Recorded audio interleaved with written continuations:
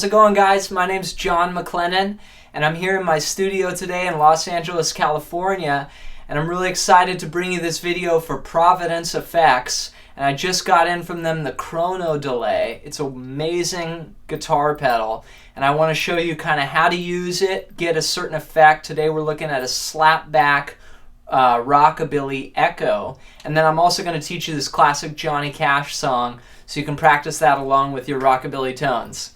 So I'm going to pull up here a picture of basically the knobs and the settings that I have dialed in to get this sound.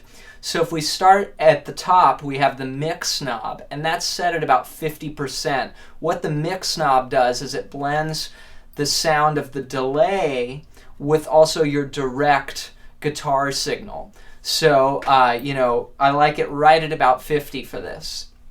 The next knob is echo hardness, and the more that we push this knob forward, the more you're kind of accentuating high and mid frequencies in the delay, and it really just pushes it forward more in your face, and then as you turn it back, it ducks it back a little bit. I like it at about 60%. You can experiment with this. For this sound, I don't want it quite like right up there, but I do want to hear it as well, pretty prevalent.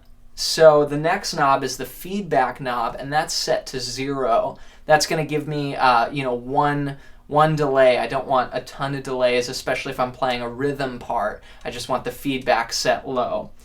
And then one of the most important elements is if you look at the toggle switch, I have it not set to BPM. The Chrono delay has a great feature where you can see an LED of the BPM, which is really important. I think nowadays, even more than it used to be with Pro Tools recordings, and modern guitar is expected to be able to have the timing and everything be so precise. So that helps really dial in the BPM. Now for this setting, I'm not using the BPM switch. It's pushed down and I'm in the milliseconds. So anywhere between about 80 and 140 milliseconds is going to get you in the ballpark for a rockabilly slapback delay.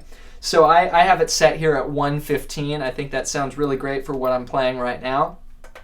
And then as I use this, I'm sort of ignoring the beat split knob because I'm thinking in terms of like milliseconds and not trying to find that specific rhythm. So again, there's so many things you can do with this pedal, but this is just one way to get started here with a slapback delay. So what I played at the intro was basically, the second fret here on the 5th string. I'm going to play that note 3 times. Then I move up to my first finger on the 1st fret of the 4th string, play that twice. Back to the original note. 4th string. Then I jump down to the low 6th string and I bend here on the 2nd fret.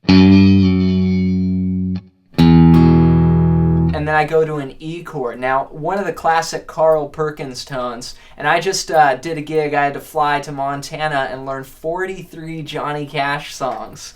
And, so I really spent some time with trying to work out the slapback delay, and one of the techniques you can do here is called boom chick, And so what that is I'm really palm muting where I lay my palm back here, and I get this sort of really muted chord, and then I'm alternating the bass notes from the 6th string to the 5th string like this.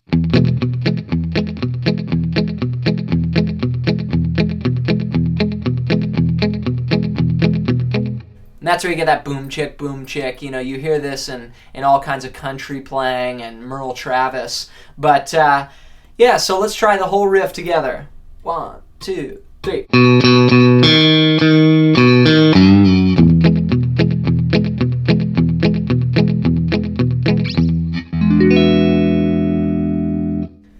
Be sure to check out the more info below for where to get the tab for this, and check out the Chrono delay pedal from Providence. It's amazing. We'll see you next time.